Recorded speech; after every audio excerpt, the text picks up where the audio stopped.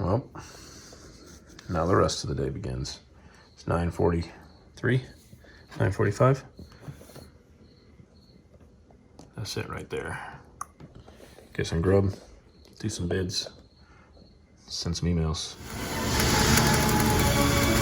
What's going on, everybody? Welcome back to Road Access.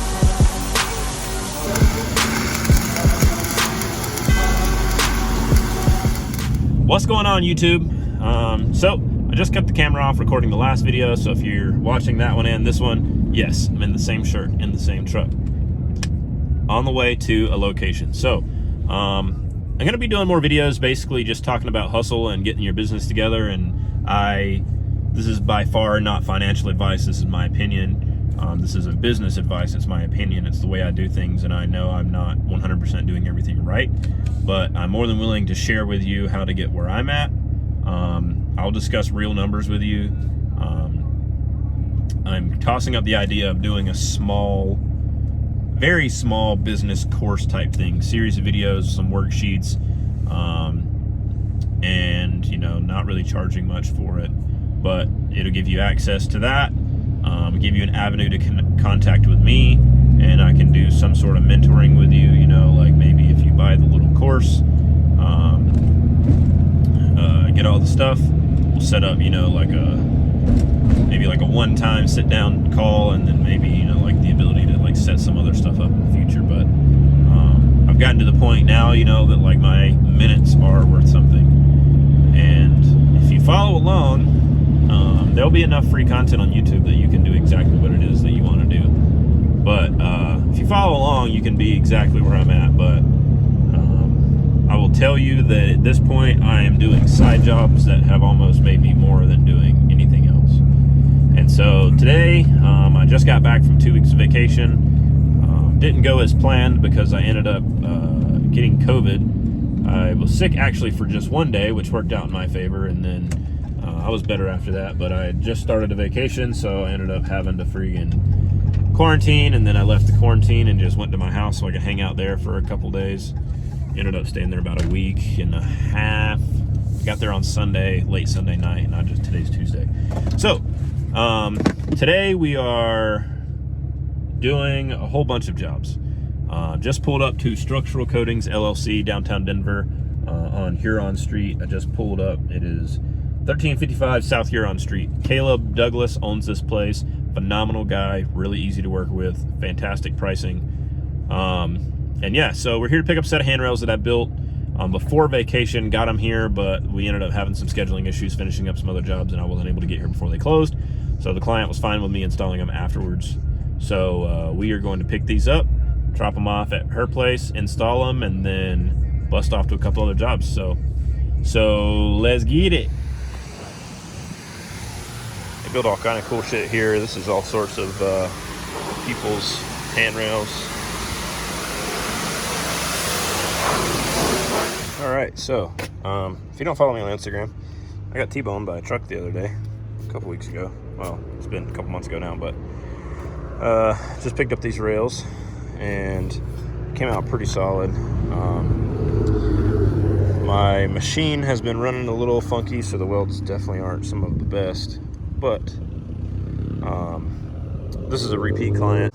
This isn't an ideal way to strap them down for sure, but he just showed me that these other guys have some carpeted 2x4s, and so I'm gonna build some of those to haul rails on. So now we're gonna head over to the client's house and go install them.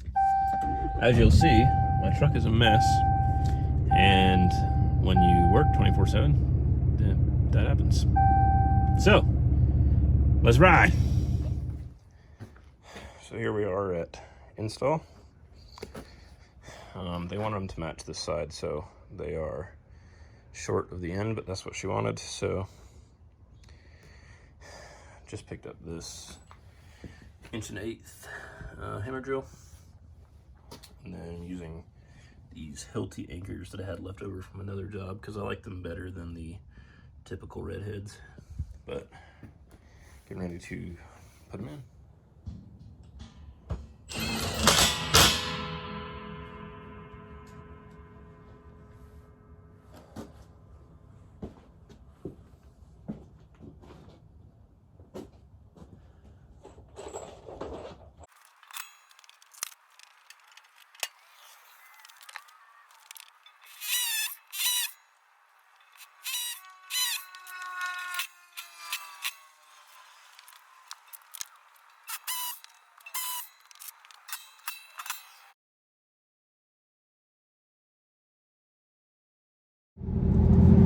All right, so that install is wrapped up for the most part. Unfortunately, I screwed up on it a little bit, and the base plates, I didn't angle them back enough to meet the slope of the steps.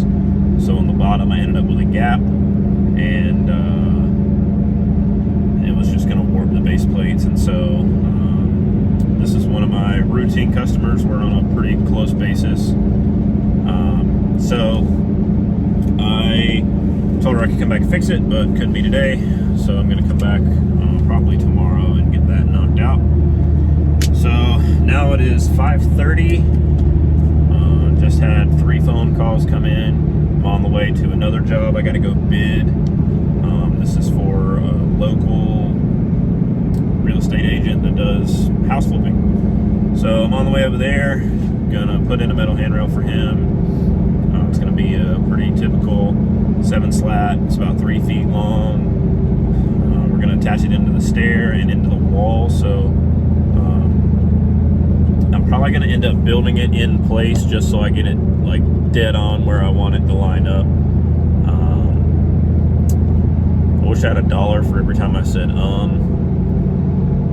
but yeah, so I'm on the way over here to this other part of town. So I just left like South Denver area. Now I'm on 470, which is like the loop around. I'm going over to Morrison, and then I have to leave here and go to Fort Collins, which it just told me is like 91 miles. So I'm gonna drive an hour and a half, and then I have to pass another job on the way.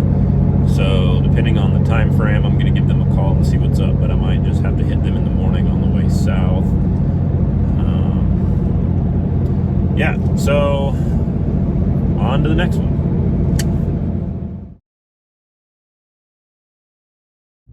All right, so just got through bidding that guy. I didn't take you guys in the house there because they were getting ready to wrap up, and they just kind of had stuff everywhere. They're in there painting, and so it's kind of a shit show in there. Those guys were just kind of rushed out for the day. Speed bump. So now I'm headed off to bid another job, which I don't even know what it is. Let's see. Let me look. So all of these jobs I'm doing are off the Thumbtack app, and so I will show you guys how to set that up, operate it, and go from there. The handrails that I installed today, so my handrail pricing is pretty much 100 a square or 100 a linear foot, and that's built and installed, bare metal, which is pretty reasonable for especially out here. It's a little bit higher in some places, a little bit lower in some places, and I talked. My phone is maybe it'll bounce less. So, and I talked with some other people, and you know, I bounced ideas off of as many people as I could call and ask, and kind of got the pricing set there. And I mean, it has worked. I've been underbid once, and so these people that I've been contacted by all know my pricing. I've given them, you know, like, hey, if it's this many feet, it's going to be about this much, and I'm like, okay, sounds good. So I do 100 an hour bare metal, just like ground down on the rough edges. I'll leave the welds in between the slats and on the base plate.